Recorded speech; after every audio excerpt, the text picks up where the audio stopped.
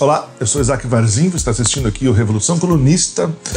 Você pode ajudar esse canal de algumas formas. Uma delas é sendo um apoiador financeiro desse canal. A gente tem uma campanha de financiamento coletivo pelo Apoia-se. O link dela está aqui na descrição desse vídeo. Você nos ajuda mensalmente com pequenos valores, mas que para nós são muito importantes, que ajuda a gente a poder manter esse canal. Os participantes, os apoiadores desse canal participam comigo de um grupo de WhatsApp, onde a gente troca bem mais conteúdo e bate-papo o dia inteiro. Mas você pode também deixar seu like aí, se inscrever no canal, ativar as notificações e compartilhar os vídeos que você assiste aqui, que você eventualmente goste com seus amigos, para que mais pessoas possam conhecer. Então, sem mais enrolação, vamos ao nosso vídeo de hoje, falando sobre Jean Baudrillard.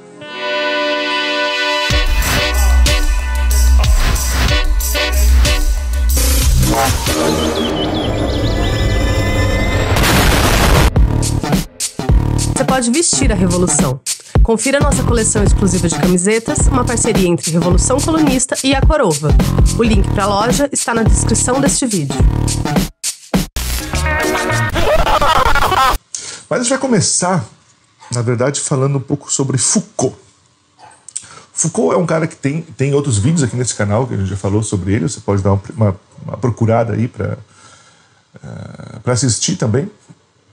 Mas Foucault, em grande parte, ele é lembrado, ele é conhecido pelo seu esforço quase que arqueológico, né, de vasculhar as ruínas e decifrar a história de alguns conceitos importantes para a sociedade. Conceitos como o poder, como o erótico, como a saúde mental. Porque nem todas as coisas já foram do jeito que elas são hoje e já foram vistas do jeito que elas são hoje. Por exemplo, o caso da saúde mental, né? O que é um louco? O que é uma pessoa louca e o que é uma pessoa normal? Onde é que está essa divisão, dessa classificação entre as pessoas, né? Em grande parte é uma classificação que a ciência fez, porque é o trabalho da ciência, né? Vasculhar o mundo, tentar interpretar, tentar ler o mundo e dar dados para a gente compreender o mundo, e ali se faz uma classificação, só que nem sempre foi como é hoje, né? Você pega na Idade Média, um louco era uma pessoa que era vista, na verdade, como o detentor de um conhecimento maior, uma pessoa que conseguia ver coisas além das outras pessoas, e por isso dizia as coisas que dizia. Então os loucos andavam livres pela cidade como parte da construção das cidades, mas com o advento da ciência e das ciências da mente, né, da saúde mental, a questão da loucura passou a ser vista como uma doença, né? Que essa pessoa precisa ser tratada, ela precisa ser medicalizada, ela precisa voltar a atingir uma determinada normalidade, tem que ir para um hospício, uma coisa assim. Mas você percebe que esse conceito de quem é louco e de quem é normal, de quem é são, né? Os sãos e os insanos, né? Não é uma verdade que está escrita assim, no universo, não é uma lei universal, né? Uma regra absoluta, mas é uma construção, a palavra é exatamente essa, de uma sociedade em um determinado tempo. Mas, e apesar de ser um conceito, uma classificação cultural, ela afeta diretamente a vida de muita gente, né? Porque pessoas que são vistas como loucas, elas não são bem-vindas no convívio social do mundo como ele é hoje. Mas não só Foucault, como vários pensadores desse momento das coisas que ficou conhecido como o pós-estruturalismo, começam a vasculhar e mexer em diversos outros conceitos para mostrar como as grandes bases, as grandes narrativas que sustentam a sociedade, que fazem a gente viver do jeito que a gente vive, elas não são verdades nelas mesmas, mas elas são fruto de uma decisão, de uma construção de um determinado grupo social em um determinado momento da história. Portanto, é preciso invadir esses conceitos, desconstruir esses conceitos, para ver o que ali está servindo para quê. O que é ser um homem, o que é ser uma mulher, o que é ser um pai, uma mãe, o que é um mundo. Se para algumas pessoas esses conceitos vão servir apenas para dar um certo alívio na vida delas, para outras pessoas isso é um problema gigantesco, porque isso causa sofrimento em pessoas, causa dor em pessoas. Então é preciso que a gente invada esses conceitos para desfragmentá-los, para desconstruí-los e reconstruir a partir de uma perspectiva que faça sentido para você. Para os pós-estruturalistas, isso é como que uma grande crítica ao iluminismo, por exemplo, que tinha essa perspectiva da razão como uma forma de atingir as verdades a partir do método científico, da pesquisa, de você colocar o seu objeto de pesquisa num lugar separado de você mesmo, para que você consiga olhar para ele desinteressadamente para entender o que ele realmente é. Para essa galera, não é exatamente assim. A verdade, a ideia de que a gente pode atingir a verdade, ela é um delírio. E tudo que a gente consegue perceber, na verdade, da verdade é baseado num recorte científico e cultural de uma determinada época, porque a verdade já foi diferente do que ela é hoje, ela vai ser mais diferente daqui para frente. Então, que história é essa que a gente pode realmente encontrar a verdade com V maiúsculo? O que você chama de verdade hoje nada mais é que a narrativa dominante sobre o que é a realidade, sobre o que é o mundo nos dias de hoje. Narrativas essas que estão em constante mudança. Afinal, você sabe que ser homem ou ser mulher em 2021 não é a mesma coisa que era ser homem ou ser mulher em 1980 ou 1950. As coisas vão mudando. E é por isso que a palavra desconstrução ela tem tanto a ver com o pós-modernismo, né? Se usa muito essa palavra hoje, você tem que ser uma pessoa desconstruída e tal, porque isso tem a ver com essa desfragmentação, essa desconstrução das bases que pareciam até tão pouco tempo como certas e como verdadeiras sobre o que é a realidade. E muitos pensadores, isso no começo dos anos 80, passaram a se perguntar: beleza, mas então como é que vai ser o mundo? Como é que vai ser a sociedade quando se quebrarem todos esses valores? Quando se desconstruírem todos esses valores? Como é que as sociedades vão se manter juntas? O que vai grudar a sociedade? Como vai ser uma sociedade sem grandes narrativas, sem grandes bases estruturais para dizer quem ela é? Como é que vai ser esse novo mundo? E alguns deles diziam que era difícil dizer, que isso levaria ainda, sei lá, 50, 60 anos para começar a perceber, né, os reais efeitos dessa forma de pensar e de ver o mundo. Mas teve um cara que já nos anos 80 começou a dizer que não era bem assim. Que, na verdade, ele já estava vivendo nesse mundo, que a gente não tinha se dado conta ainda, que na verdade a gente já estava mergulhado num mundo fragmentado, desconectado, desconstruído. Esse cara é Jean Baudrillard, filósofo francês, que fala um pouco sobre isso no seu livro de 1981, Simulacros e Simulação. Esse livro, inclusive, que serviu de inspiração para o filme Matrix. O livro aparece no filme, inclusive, mas não é como se Matrix fosse um filme sobre o pensamento de Baudrillard, ou o filme fosse a história do livro. Na verdade, o Matrix não é nem exatamente uma ilustração decente sobre as ideias do livro, mas a narrativa do filme ajuda a gente a entender alguns conceitos interessantes. Caso você não tenha assistido Matrix, né, eu acho que seja, né, um filme que muita gente já assistiu. Caso você não tenha assistido, ou caso faça tempo que você assistiu da última vez, eu vou te dar um resumo extremamente rápido sobre o que é o filme, para que a gente siga a nossa linha de pensamento aqui. Mas a ideia é basicamente o seguinte: em um futuro distante, em algum momento do futuro, que eles não sabem exatamente quando, os homens entraram em guerra contra as máquinas que os próprios homens tinham criado, que por conta da inteligência artificial se voltaram contra os homens e começou uma guerra, então, homens e máquinas. Uma estratégia de guerra que os homens fizeram, uma forma que eles acharam de vencer essa guerra, foi a de queimar o sol, que basicamente era impedir que entrasse raios solares na atmosfera terrestre, porque esses raios solares eram a fonte de energia das máquinas. Então eles consideraram que se eles cortassem a luz das máquinas, né, a energia das máquinas, as máquinas perderiam a guerra. Então eles queimaram o céu. As máquinas fizeram o que qualquer inteligência, né, faria, que é procurar uma nova fonte de energia, então, já que não tinha mais o sol. E descobriram que um ser humano, uma pessoa, ela gera energia elétrica, pouca, mas gera.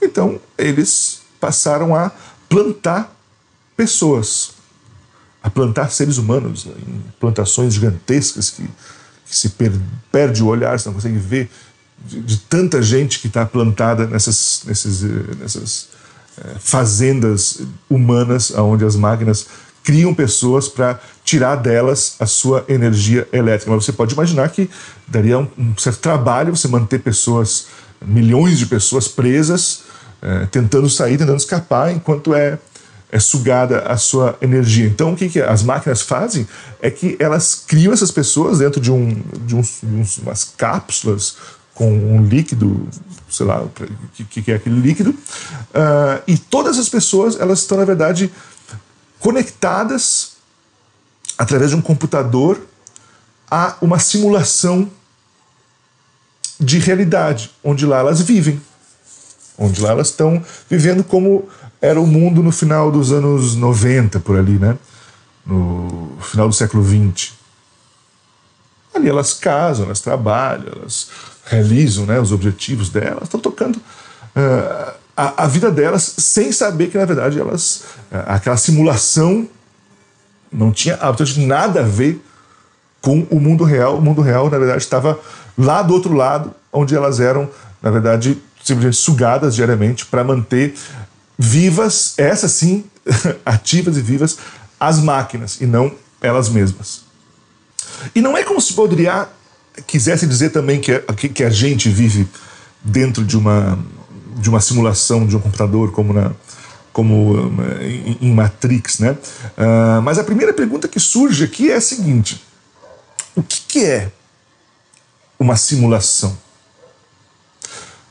Uma simulação, ela é uma imitação de um processo, de um sistema do mundo real ao longo do tempo. Ela é uma imitação, uma cópia, né, de um processo, de um sistema, de alguma coisa que acontece no mundo real ao longo do tempo. Ao longo do tempo é importante porque não é uma foto, né? É algo que acontece. Mas se a gente, que vive em uma sociedade pós-moderna, fragmentada, desconstruída, desconectada, capitalista, de consumo massivo, guiada totalmente pela mídia, se a gente estiver também vivendo em uma simulação, em uma imitação, que serve para você não ver o que realmente acontece.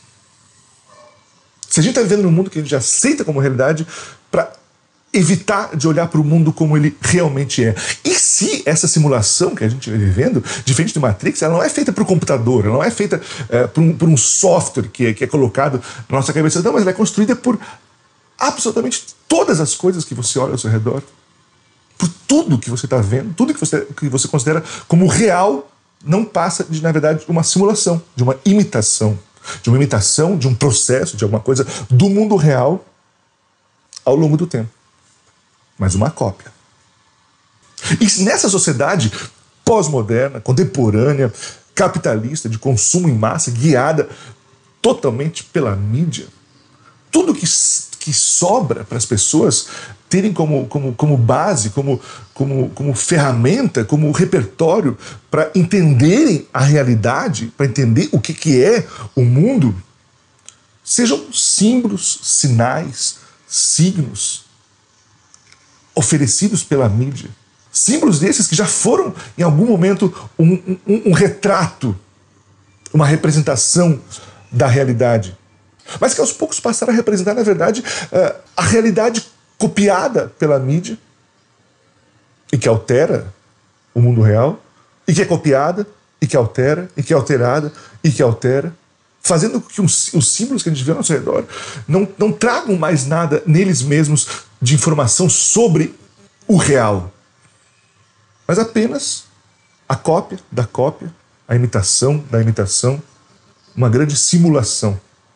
E o pior, e se assim como numa simulação, assim como em Matrix, por exemplo, qualquer coisa que você faça dentro da simulação não faça diferença alguma para alterar a realidade, nem te conecta com a realidade.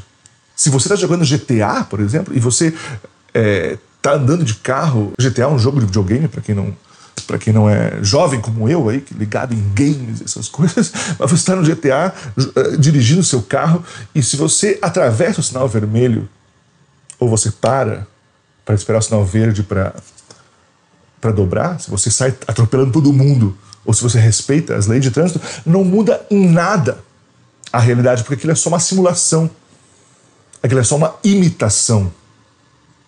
E tudo que você faz numa simulação não altera o real, porque tudo que importa é a simulação em si.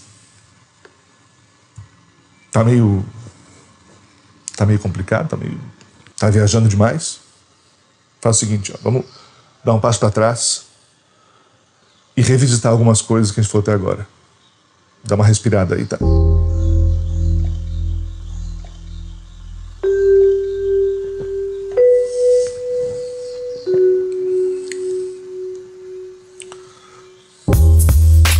Um bom lugar para começar é pensando no conceito de identidade. Como se dá a construção de uma identidade de uma pessoa em uma sociedade fragmentada, onde não existe mais grandes bases?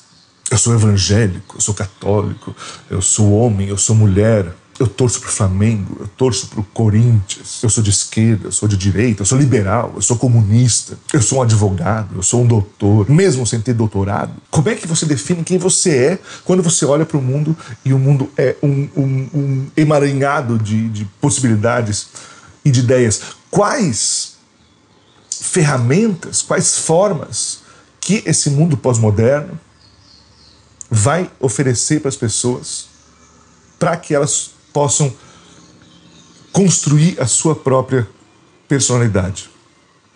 Baudrillard vai dizer que essa crise de identidade, essa crise existencial da sociedade, essa crise de valores para que as pessoas possam entender quem elas realmente são, vai levar a sociedade ao consumismo.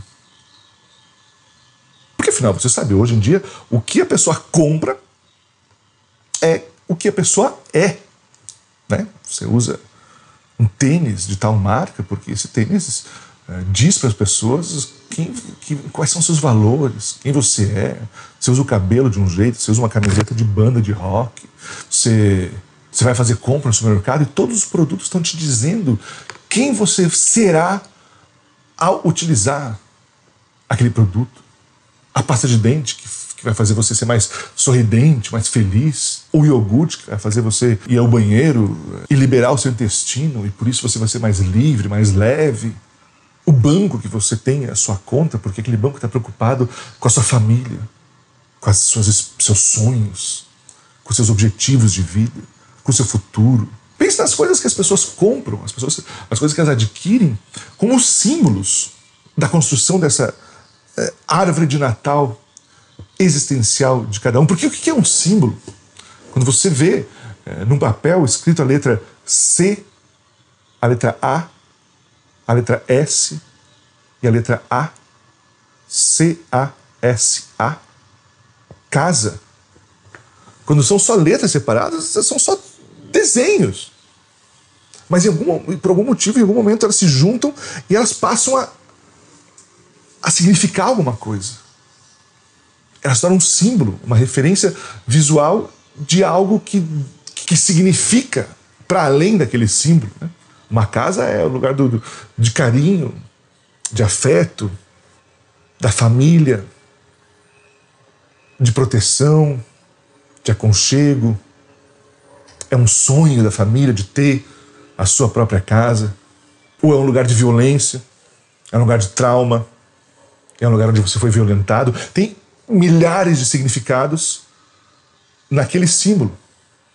Então a sua vida passa a ser como que uma vitrine de uma loja onde você é o próprio curador do que você vai colocar ali para expor para as pessoas, para dizer quem é essa massa de carne no meio daqueles produtos que simbolizam, que representam quem você verdadeiramente gostaria de dizer para as pessoas que você é. Você quer saber quem alguém é?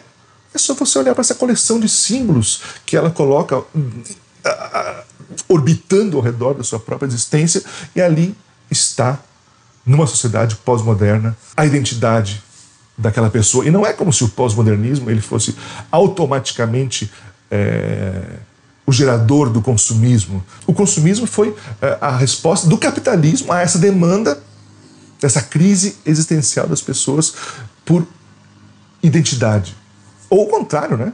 Ou o capitalismo gera essa mudança existencial para gerar uma demanda de venda, para lucrar mais, num olhar mais marxista da situação. E talvez você possa até questionar, mas não é possível, sabe? Eu sou mais do que as coisas que eu tenho, eu sou mais do que a marca do meu carro, eu sou mais do que a marca da minha margarina, eu sou mais do que a marca do meu celular ou do meu computador. Não cabe a minha existência na disputa entre iPhone e Android. E claro, né? E é óbvio que não, né? É óbvio que as pessoas são mais complexas do que os produtos que elas compram. Mas aqui levanta duas perguntas. A primeira é: quais são as outras fontes que você tem para ajudarem a você nessa descoberta sobre quem você é, o que é a vida, o que é a realidade, o que é o real? Da onde você tira essas informações que ajudam você a construir essa ideia? E outra, se os produtos que você compra, que a gente compra, são símbolos, quem em primeiro lugar definiu o significado desses símbolos? Por que uma camisa branca com um terno preto, uma gravata preta simboliza profissionalismo, honestidade, enquanto uma pessoa ficar por aí de bermuda, sem camisa, andando pela rua, significa que ela não está nem aí para nada? Quem definiu os símbolos e por qual motivo? Com qual objetivo? E a resposta para essas duas perguntas é a mesma: a mídia. Que hoje você constrói a sua visão de mundo a partir do que a mídia te mostra. A mesma mídia que constrói os símbolos e os significados dos símbolos para que você saiba quem você é a partir do produto que você comprou deles.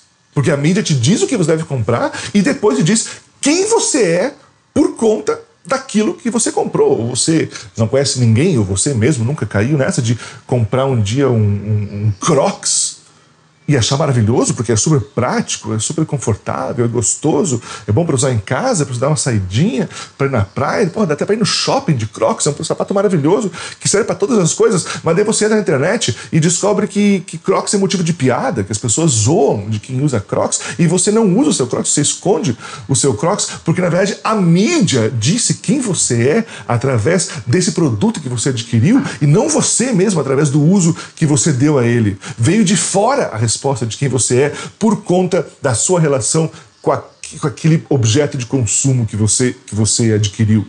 Nós passamos a avaliar nossa própria vida da forma que a gente imagina que ela vai ser boa na tela, da forma que vai ficar bom no Instagram, nas redes sociais, num Stories, num Reels, num vídeo no YouTube. Você cria uma simulação da sua própria vida através desse recorte que você faz dela para apresentar para as pessoas, fazendo que as pessoas achem que essa é o você real. Mas isso não é você real, isso é uma simulação de você mesmo. Uma imitação de um processo, um sistema da vida, do mundo real ao longo do tempo. Dizem que a vida imita a arte e a arte imita a vida. E essa frase ela é boa para entender esse processo de simulação que Baudrillard propõe. Porque, em grande medida, toda a informação que você tem acesso pela mídia, seja em imagens, né, nas redes sociais, ou em filmes que você assiste, em séries, em novelas, enfim, escolha a mídia que você preferir, mas em grande medida elas são reproduções da vida real, né? A arte imita a vida.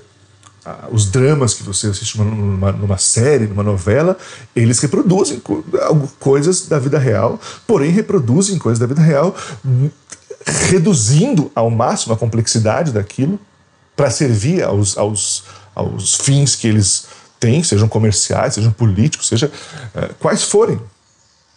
E joga isso para a sociedade, numa sociedade pós-moderna, capitalista, de consumo, guiada pela mídia.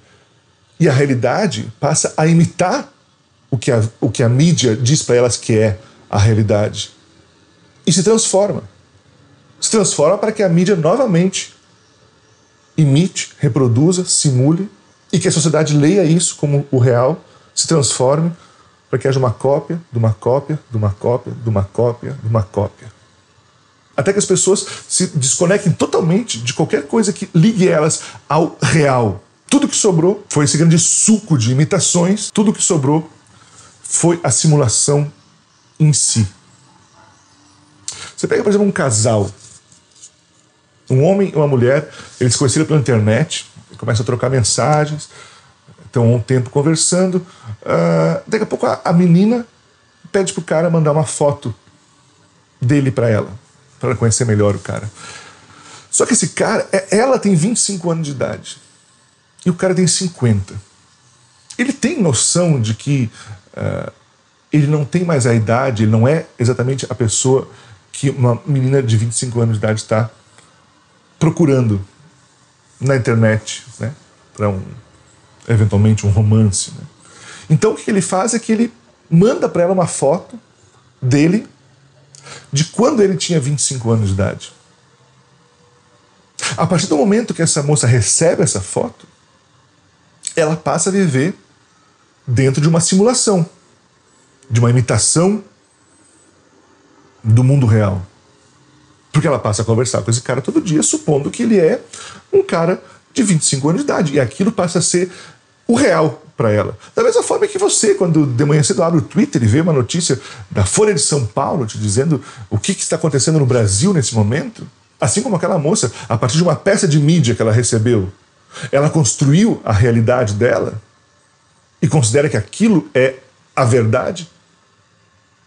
A gente também constrói a nossa noção de realidade, o nosso entendimento do que está acontecendo no Brasil, o que está acontecendo no mundo, através de peças de mídia feitas não para mostrar a totalidade de uma situação, mas para atender um determinado fim, na enorme maioria das vezes, econômico. Você acredita na Folha de São Paulo da mesma forma que a moça continuou se apaixonando por aquele homem de 50 anos de idade, achando que ele era outra pessoa. Mas e se essa moça em algum momento descobre a verdade? Se ela fica desconfiada que tem uma coisa errada e tal, e sei lá, chama um detetive particular que vai atrás do cara e descobre que tudo aquilo era mentira, que o cara tinha 50 anos de idade. Essa moça, em primeiro lugar, vai ficar puta, porque se sentiu traída, e isso mexeu com a vida dela, né? Porque ela estava se dedicando àquela relação, supondo que aquilo se tratava de uma coisa, mas aquilo era outra coisa. Mas você pode concordar também que é muito provável que no final desse processo essa moça fique triste por ter descoberto isso. Talvez ela fique mais triste por ter descoberto, por ter dado esse passo de descoberta, do que pela enganação em si, porque afinal a vida dela estava legal, ela estava gostando do cara. Tava legal pra caralho, ela falava com ele todo dia, de manhã cedo eles acordavam, mandavam mensagem pro outro, passavam o dia inteiro se ajudando um ao outro. Mas de repente o real é esfregado na fuça dela para dizer que tudo aquilo era uma mentira. Tem um exemplo daquele personagem em Matrix, que é um cara que que já tinha sido liberto, né, das fazendas, ele estava livre desse sistema de opressão das máquinas, mas que chega um momento que ele pede para ser reconectado à simulação, reconectado de forma que ele nem lembre que ele já soube algum dia que aquilo não era verdade, porque no fim das contas estava muito mais confortável lá. Era muito melhor estar lá dentro do que todo dia você acordar e se dar conta de que o mundo não é muito mais complicado do que você gostaria que ele fosse e que pouca coisa nesse mundo é estável o suficiente para você se segurar e dizer que isso é o real, que isso é a realidade, que isso é a vida. Essa é a condição do homem que vive numa sociedade pós-moderna, capitalista, de consumo, guiada pela mídia. Um homem que, inclusive, não tem muito interesse em se desprender dessa simulação, porque vale muito mais para ele ter todo dia a sua dose ali de enganação, sua dose de simulação, para poder, pelo menos, tocar a sua vida. Até porque nessa simulação, você pode ser quem você quiser. Hoje em dia, você entra no Google a qualquer momento e você vai encontrar todas as informações que você precisa para justificar qualquer crença que você tenha. Você pode ser um terraplanista, você pode dizer que vacinas elas matam as pessoas. Você escolhe qualquer absurdo que vá te dar algum tipo de conforto, que tire um pouco a sua dor existencial, e você vai nessa porra desse mundo fragmentado aí, você vai ter certeza absoluta que você está certo e que os outros é que são vítimas de fake news e que não sabem o que está acontecendo. Na verdade, a imagem da sociedade pós-moderna, para Baudrillard, é como que uma freeway. Sabe aquelas estradas com várias vias, carros indo em alta velocidade de um lado para o outro? É uma imensidão de gente, de informação, de universos, cada um fechado no seu próprio cubículo, criando a sua própria noção de realidade, a sua própria noção de o que o mundo é, sem ter contato umas com as outras, dividindo espaço físico, mas não dividindo trajeto, rota ou sentido. O verdadeiro deserto do real.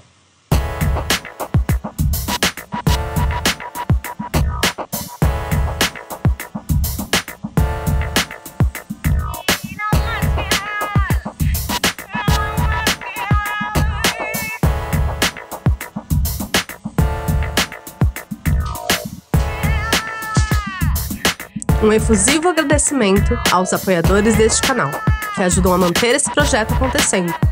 Apoie você também o Revolução Colunista, fazendo parte da nossa campanha de financiamento coletivo. O link para o nosso Apoia-se está na descrição desse vídeo.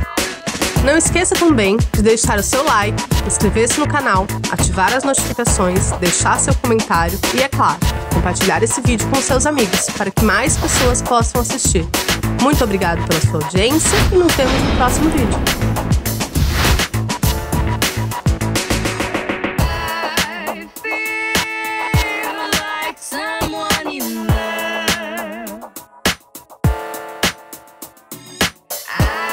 I feel